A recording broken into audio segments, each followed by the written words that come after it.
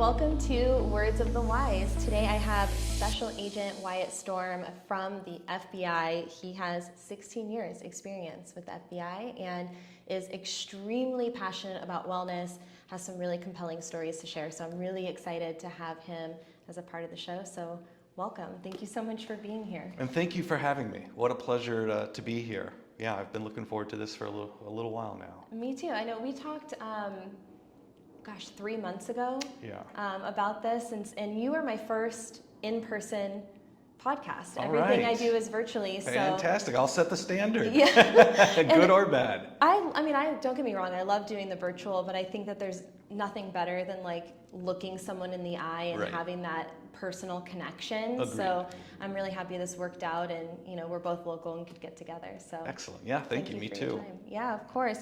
I was hoping that, I know that in us talking offline, you're extremely passionate about wellness. Yes. And you have some incredible stories to share. I was hoping that maybe you could give some insights into your background and Sure. your experience first, and anything that you want to share about your experience within the FBI or how you got started in this career path would be great. Sure, absolutely. I'll just kind of work backwards from present. So yes, 16 years in the FBI, and prior to the FBI, I spent 2 years with another federal agency, a federal law enforcement agency. Prior to that, major change. I was in education. I taught primary for 9 years and then junior high history for 2 years, so 11 years total. Prior to that, right out of college, I was a police officer for a small agency in Los Angeles County called the Transit Authority Police Department. It doesn't exist anymore. So yeah, out of college, started in law enforcement very briefly, got into education, continued to apply to a bunch of different agencies. It just took me a little while to get on with the FBI, and I was getting close to the age limit, which is 37. And I got in just under the wire. I turned 37 in the FBI Academy. And so, which means I'll be going all the way up until basically our mandatory retirement at 57. That's when I'll have my 20 years. So That's amazing. Why FBI? Why law enforcement? What made you interested in this career path? yeah, I came from a house and a family full of educators. There's nobody else in my family in law enforcement.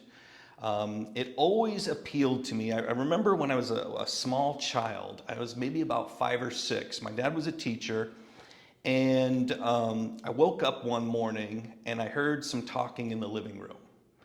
And I walked out there and my dad was talking to a police officer. And this would have been, this is in the 70s, so this is back when they had the old nightsticks and the really big brick radios. And I don't remember what they were talking about, but I do remember, I'm just kind of standing there watching them, and then when the officer had to leave, I watched him through the living room window, and he walked out to his vehicle, and that was back when they had just the gumball lights on the top of the vehicle, and I remember it being turned on when he left. I don't know why he would have turned it on, but I saw that, and it made such an impression on me. And I just became so focused on things that were law enforcement related. I focused on that in school, and it was just, it became a passion. And even when I started in law enforcement and then eventually went into education, I still always wanted to get back. I really wanted to go federal. The FBI was the top agency that I wanted to get into. It seemed like it just took a long time to get hired. But they couldn't get rid of me. I think it ended up taking about 9 years before I finally got hired, and I think it was just because I wouldn't leave them alone. I kept calling the recruiter and saying, "Hey, where's my packet?" and things like that, and just being really, really annoying and persistent. And then it finally worked out in 2009. Well, sometimes the best things are worth fighting for and waiting for. So I'm Agreed. glad that it finally happened. Thanks. I think that story of you seeing a police officer when you're young Right.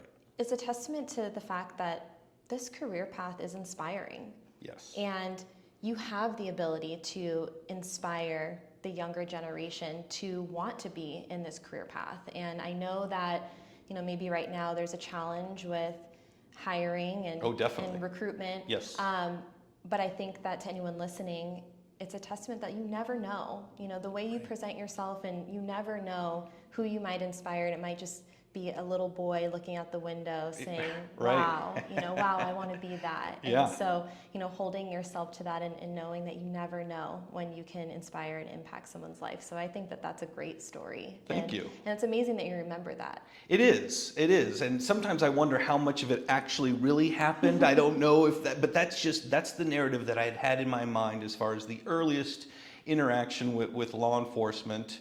And it just was, I think I've tried to mention it to my mom and back when my dad was alive, and they don't remember that at all. So I don't know if I just completely made it up or what. But yes, I still have the visuals in my head to this day.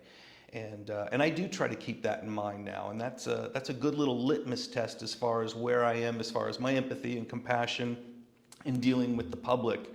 I don't want to come across as this jaded guy in law enforcement that's seen a lot of stuff and has been, gone through all sorts of things.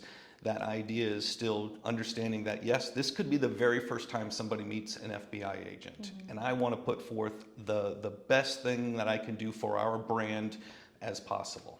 Because you're right, there's a lot of narratives out there right now that don't always support law enforcement. Yeah, I love that. And I would imagine 16 years at the FBI, there's been stressors along the way and things that you've experienced along the way. How did your experiences throughout those years impact your mental health? Yeah, and I think in order to do that, maybe I'll just kind of tell you about some of the things I've done in the Bureau. So when I first arrived, and Phoenix has been my only office. So out of the academy, the 21-week academy in Quantico, I came to Phoenix. I spent the first 4 or 5 years working on a national security squad, and they focused on international terrorism. So a lot of our cases had an Arizona nexus, but also some sort of it touched on, for our little section, was the Horn of Africa. So there's some terrorist organizations over there, and we were looking at their connections to groups here in Arizona. Spent about 5 years there, and then I really took a dramatic change, and I went over to the Violent Crime Squad. And at that time, Indian Country was part of our Violent Crime Squad. Indian Country is essentially, we're working hand in hand with the tribal agencies, out on the tribal agencies, and working violent crime matters. I did that for about 2.5 years. After that, I stayed on violent crime, but jumped over to our fugitive squad and did that for about 7 years. So fugitives, we were looking for, some of those people that had active warrants, whether it was from out of state, whether it was in state, people who were actively avoiding law enforcement. And that's where some of the activities that I'll be touching on today, that's where a lot of those stories came from. After that, I went up to our firearms range full time. I'm a firearms instructor and a tactical instructor.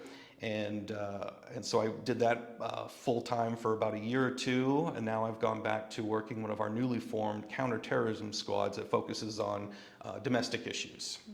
I partner with some of our other federal agencies on some different initiatives. I've been on the SWAT team. I was on the SWAT team for 12 years, where I was a observer sniper as part of my collateral duty on the SWAT team, and then also a medic, so an EMT. Lot of experiences. So you've seen a lot. I think I have, and I don't have any statistics, but I would say that I've probably been a part of maybe 700 to 800 arrests over my career. And we'll be focusing on, today, hopefully we'll talk about a couple of those, but by no means is that the majority of my work. They're the incidences that have really kind of sparked, fueled, and necessitated the mental health growth. And that's been a large part of the journey.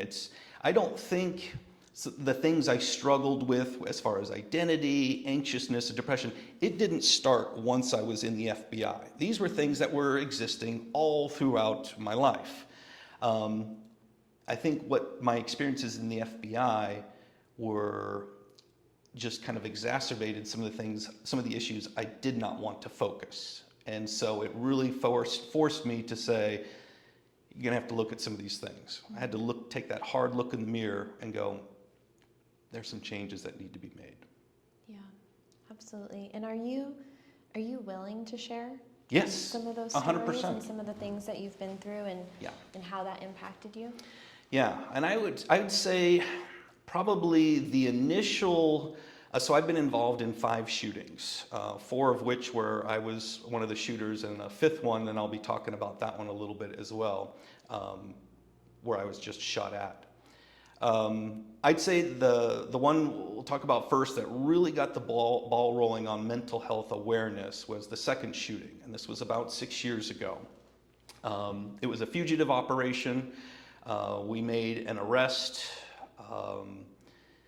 It involved an abrupt vehicle break where we tried to box in a vehicle and keep it from maneuvering. The vehicle that we tried to stop, tried to push through it and put some of my teammates in danger, and so I used deadly force to stop that threat. What made it extremely tough is the person I shot. It was a woman, and I shot her 3 times in the head, and so it was quite graphic because I had to also render aid on her afterwards. We worked very hard to keep her alive, and unfortunately we were not able to keep her alive. She passed about 12 days later. The images from that night, more specifically when we were doing the first aid on her, I was doing the chest compressions, and the picture was very tough. And so to that point, I've been in the FBI for about 9 or 10 years. I still had general sleep issues. I'm working nights, weekends, holidays, and working hard, and things at home weren't that great. At work, things were fantastic. What I tried to do was keep my work life separate from my private life. I tried to kind of shield my then wife and kids from some of the things I was going through. So that night, with those images that came up and the ultimate passing of the person I shot, I ended up about a week later going temporary duty status to the Philippines. So we flew halfway around the US, and this was, I want to say, about 2 weeks after the shooting. So obviously with the time change and all the things that I've been through, I think I was averaging maybe 1 to 2 hours of sleep a night. And I remember the flight ride over, which is about 15 hours, and the whole flight back. I did not sleep once, did not close my eyes at all. And like I said, there were some issues at home. And one day I was driving into work, as I customarily do. It was about 6:30 in the morning. I like to get into work early, hit the gym, and then get to work. For whatever reason, I took my little access badge, and as soon as I hit the code reader, I started to cry uncontrollably. And at first I was just completely aghast. I was like, what is going on? This is so weird. Didn't quite correlate the two. So did what probably many people do, dried the tears, got into the gym, started working out a little bit, and just kind of, so that nobody could tell. Posture it. And ignored it. Right? And so that was it, right? That's the end? Not at all. About a week later, same thing. I'm getting off the freeway, coming to work. I go to badge in, and it happens again. Now I'm getting a little worried. Now I'm starting to put 2 and 2 together and thinking this probably has something to do with, the images and the trauma and the things like that I had seen that night, but also some of those other nights, whether it was the homicide scenes or whether it was, my first shooting that I had been in, or some of the other things that I probably couldn't even specifically name, but we had an incredible accumulation of issues unaddressed. Right. And so, second time start crying, and now I'm starting to worry, what if I'm not capable or able to do my job anymore? I love my job. I love what I do. I have to do some very difficult things, but I love being a part of the mission. And so do you think I did anything? No. Got back into the gym, started working out really hard, and ignored it. Didn't go away, obviously. It happened a third time. Now that it happened a third time, again, this was probably only a day or two after the second one. And now I'm thinking, I can't tell anybody about this. I'd had a little experience with therapy in the past. It had been a very well-meaning therapist. She hadn't worked with law enforcement before, so it wasn't quite a good fit. It wasn't something that I felt was kind of meeting my needs. And so I just kind of drifted away from it. Well, the thought came, well, who can I trust to tell someone? And maybe if I brief it in some, because I'm thinking this is pretty alarming, if I brief it in some sort of a way as far as like a joke, like, haha, guess what happened today? Then maybe it won't seem as serious. So I found my very good friend, and she's on our squad, and she was intimately familiar with the events of the shooting, and had been out there with me after the shooting all night long and just kind of talked to me, and she's our victim specialist, and so was just kind of providing that support. And so I thought, well, she hung out there with me all night, and she's been keeping in touch with me. I think maybe I can tell her. So I rolled into the office, and she's there, and I kind of sit down next to her, and I go, hey, a funny thing happened for the third time. And I was telling her about the spontaneous tears. And she goes, oh, okay, I think we need to chat. And so we went into a conference room, and she, it wasn't anything where she seemed excited, but she was very focused on saying, okay, there's a reason this is happening, and I think it's maybe time to pursue other resources, maybe some professional help. And so I really liked it. She didn't say, you need therapy, or you need this or this. It was just kind of a discussion, somebody that I trusted. And so it was after that I started going to therapy a little bit more. And it was through therapy, as someone who specialized with law enforcement. And she talked about, hey, this is your body's, these spontaneous tears, this is your body's normal reaction to all this stored stress. And it's not just this one event. It has nothing to do with whether or not you're capable or able to continue to do your job. This is how our body gets rid of that. Because if you've ever read the book, our body the body keeps the score. Yeah. This is it. This is our body saying, hey, us holding on to that stuff isn't good, so we're going to get rid of that, whether you want to or not. Yeah. And so that was kind of that first real meaningful experience where I started to see, okay, it's okay to at least have these conversations, right? Mm-hmm. And it started from there, and I didn't talk about it with very many other people, but so that was June of 2019. I think I started therapy maybe September, October of 2019. February of 2020, I started divorce proceedings. So that had its own issues as well. Just kind of the cumulative score of the things that had happened during the marriage, long before the bureau, and then during the bureau, and just my inability to work through those things. I thought it would be best if it was more like addition through subtraction. So that was February of 2020. July of 2020, I was involved in another shooting. This one was a little bit different. I did not fire a shot. We had a bank robber in Mesa that we had been surveilling the whole week. We were waiting for him to come out of his apartment. We were going to arrest him outside of his apartment. He never left his apartment. And he was on a split level interior apartment, what's important that is we can't get our armor up to the door. So we sent a team up, and I was part of the 6-man team that went up there. So we had 2 shields. I was one of the shields. We had long covers, and we had 2 breachers. We go up to the door like we've done 1,000 times. The breacher does our standard knock and announce. It's FBI, warrant, come to the door with your hands up. And we say that twice generally. So he said it once, and then on the second F of the FBI, suspect shoots three rounds through the door. And so from where I'm standing, the door is here, our breacher is in front of me, I'm standing with the shield behind him, and then I have a long cover with a rifle literally right behind me.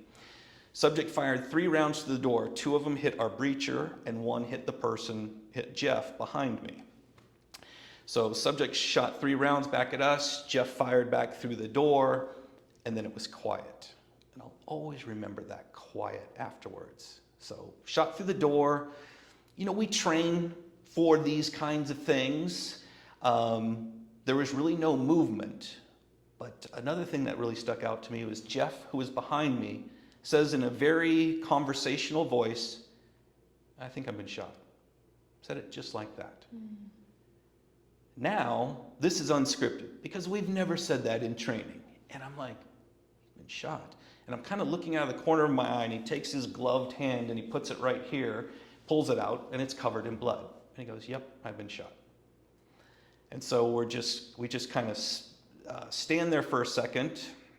Jeff's able to walk, and so Jeff ends up self-extracting, goes back out, gets the medical attention. We pull back. We discover that our breacher has taken a round through the top of his glove so that it didn't make really contact with his finger other than leaving a blister. So we were all focused on the blister. We didn't see where the second round had gone, and he didn't notice it until maybe a half hour, 45 minutes later. We saw that one of the rounds had creased his thigh. He had blood all over his pants. We do a lot of things in these pants. We train, we bleed during our training, things like that. So when we're looking at it, we're like, is that fresh blood or something like that? So sure enough, he had been shot a second time. Subject barricades, we actually never make contact with them.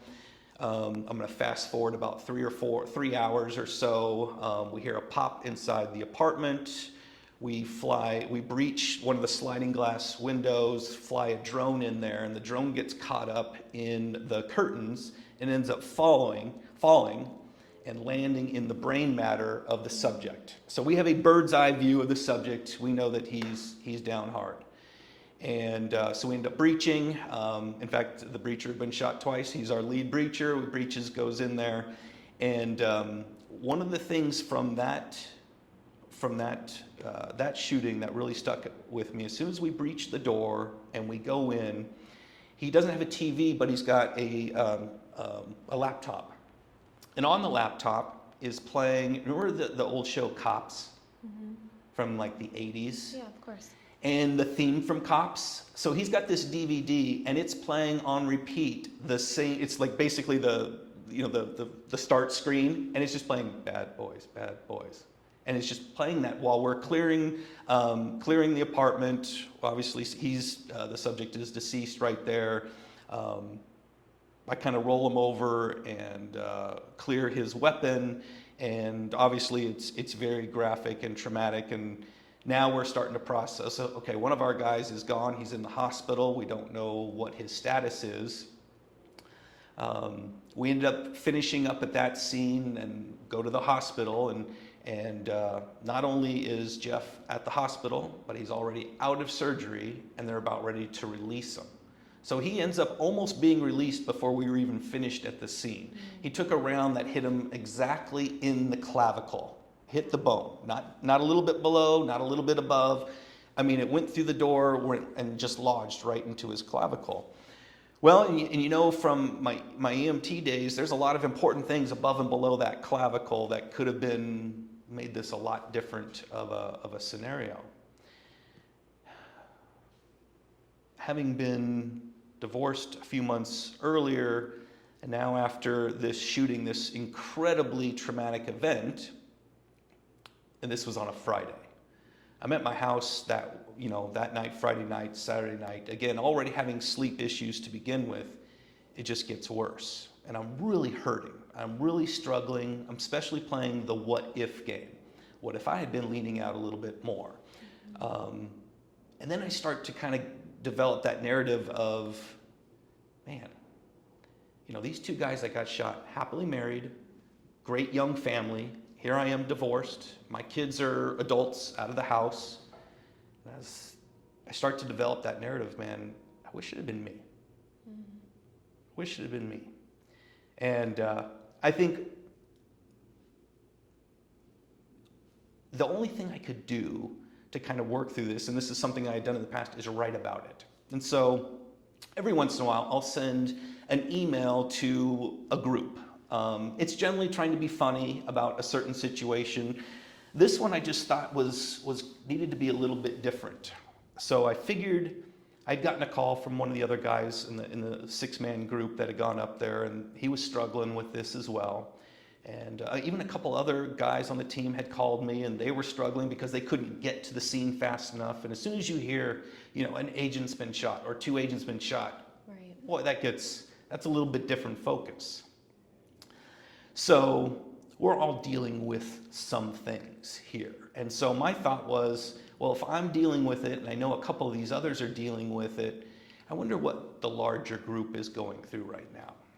So I send out an email.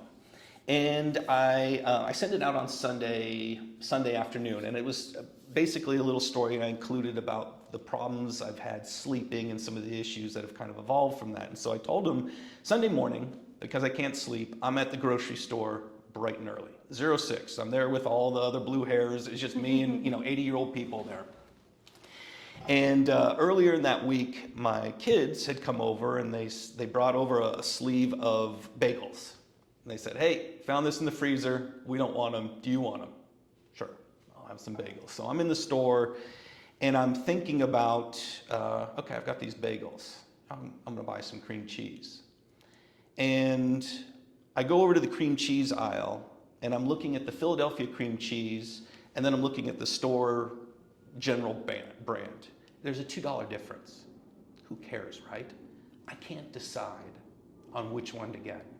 I'm trying to think about why I deserve Philadelphia cream cheese and not, why would I pay $2 more for Philadelphia cream cheese? So I'm writing up that story. And then, the really funny thing about it is as soon as I decided, okay, I deserve the Philadelphia cream cheese, I grabbed the Philadelphia cream cheese and I'm walking up to the cash register and it hits me. I don't even have a toaster. So I turn around and I go back into the aisle and I slam the Philadelphia cream cheese in there and I walk out of the store. And I sent that story to a bunch of people. It's meant to be kind of humorous, light, but also say, hey, I'm working on some things too. Paige, what happened was, and this is definitely where the waterworks start. What happened was truly amazing. Within an hour and a half, I had a toaster on my front doorstep. Yeah, an hour and a half after I pressed send. How about that, huh? What is even a little bit funnier is that was the first of 19 toasters I received over the next 4 months. People would randomly just bring me toasters. And it ended up being more of a joke. But here I was just trying to help my group. And in turn, the return on that investment, you could say it was 19-fold. It was 1,000. Infinite. You are seen, you are heard, you are valued, right? All these things that, I wanted so badly and I've wanted in my job, but at the same time, wasn't getting it so much in my personal life. And so just to have that group, and I'll never forget the first person who gave it to me. We're on the same squad now. We weren't on the same squad then. And nobody knew where I lived. Very few people knew that I was divorced. And that's just kind of how I kind of kept my private life at work. And so once I started to see that return on investment, that was kind of the impetus to start trying some other things and say, okay, I'm talking about these issues now that I think maybe some other people are having. And that's what I'm getting. I'm getting some one-on-one conversations after this email where people are coming up to me and going, yeah, what you wrote really resonated with me. And then we start having these conversations that these are people that I've known forever, bureau-wise, forever. And we're just going to this whole new level. I have people coming up to me and going, hey, have you ever been out on a run and just wanted to just jump out in front of a truck? I go, yeah. Are we allowed to talk about that? And we did onesies and twosies and things like that. And those were some real issues. The suicidal ideations, started right there, and it was something that I was at first terrified me, because again, I thought, is this going to keep me from being able to do my job? If I tell anybody, am I going to have to give up my gun and my creds? And there was really there were a lot of question marks. But I knew what I was doing wasn't living. I was existing. I was simply just trying to push through and just say, I don't have a plan. I'm just going to gut this out. And I equated it, I heard someone say, that's kind of like jumping off of a cliff and saying, I'm fine, which is true until the last tenth of a second, until you hit that rock bottom. And so I started to listen. I started to listen to whether it was podcasts, I started to read books about mental health. Brene Brown, Jordan Peterson, and some of the others, Dr. Gabor Mate. These guys, boy, they'd done the work already. And what I realized was they did the work. And when I say they did the work, they were talking about the issues and what needed to be done. The ball was in my court. What I had to deal with was pride, false sense of identity. Hey, I'm this FBI agent, I'm a SWAT operator, I'm X, Y, and Z. We don't have these issues, and we'll just ignore them. I had to get rid of that. I really had to just kind of confront that and look in the mirror. And there was quite a few times where I would just stare into that mirror and go, how did I get here? What happened? And that ended up, and it's still probably to this day, the greatest struggle is with that version of myself I no longer want to be, that no longer serves a purpose. I developed so many narratives saying, well, it was my tenacity, hard work, my stoicism that helped get me into the FBI and get to some of these other accomplishments and get to this. That wasn't true. It wasn't true at all, and it certainly wasn't sustainable. And so a lot of that journey began with, I don't know anything. I need a little assistance here. And what was so great was the people with which I surrounded myself, they wanted to give that assistance. And when I say assistance, I really mean that they want to sit with me in the mud. Mm-hmm. They want to sit there. And they couldn't do the work for me. That was very, very important. I still had to do the work. But I had to have someone it was just great to have someone who's sitting there. And what was best is when they didn't say anything. Right? When we just had that person, like Simon Sinek says, sit with me in the mud. Mm-hmm. Just sit with me in the mud. And that was largely a part of that evolution. And there still needed to be more. Therapy, I got comfortable doing therapy. I found another therapist maybe 2 or 3 months later. And again, it came up with a conversation with somebody at work. We were I'll never forget the conversation. We were in the gun vault and we were just kind of chatting and catching up. And she knew I had gone to therapy before. She goes, I'm going to this new therapist. Now, just that starter right there is not a lot of people will come up to you and talk about their therapy journey or those kinds of things, especially within what we do. But the very fact that she did that, she goes, she's doing some really interesting stuff, and she tried to explain it to me, and it was EMDR and brain spotting. And I'm listening to it, I'm going, that sounds stupid. But let's give that a try.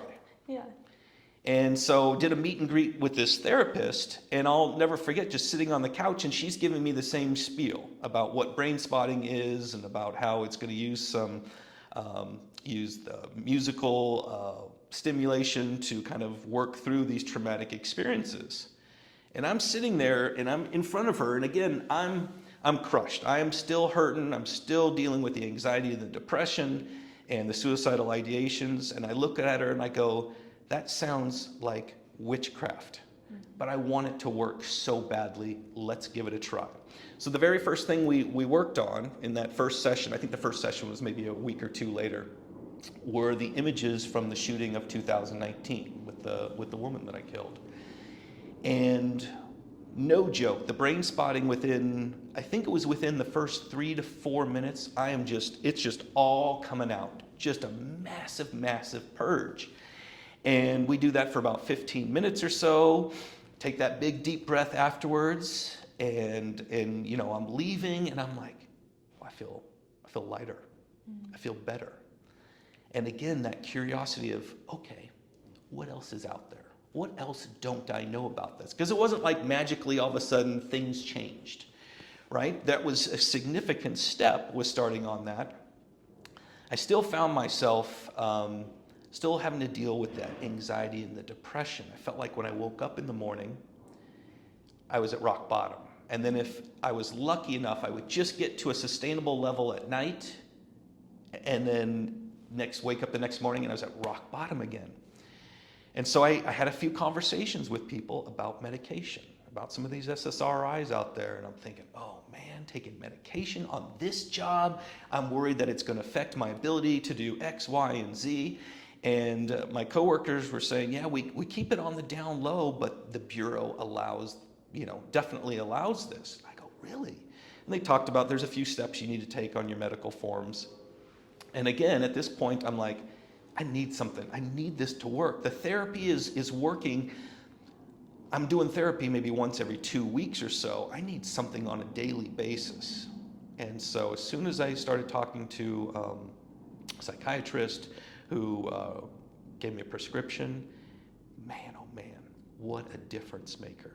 What a difference maker. Now, all of a sudden, I kind of equate it to, I'm a big fan of planting flowers. So I equate it to just prepping that flower bed. The medication helped prep my flower bed so that I could plant the other seeds of the therapy. I started going to church a little bit more, a different church than the one I was raised in. Started doing volunteer work, started getting active in the small group, and then eventually into our employee assistance program at work for the FBI. And all of those things would not have been as possible or sustainable if I hadn't kind of prepped the flower bed, so to speak. And once I did that, all these other things, through that continual progress, through that continual pursuit. Often when I first started these things, like the medication, I thought, okay, I'm just going to use this medication for a finite amount of time, and then I can kind of go on my own. Tried that. Pride and the ego just wanted me to stop it, but at the same time, when I kind of took that step back and said, is this helping? Is this making you better? And it wasn't. And so I had to just kind of say, all right, I guess I'm going to keep on that medication for a little bit longer. And again, it has just been so incredible, that metamorphosis within the last 5 or 6 years. Part of that has been through my volunteer work. I volunteer at a place called Billy's Place, which is a grief peer support center for families who have experienced grief, some sort of a loss.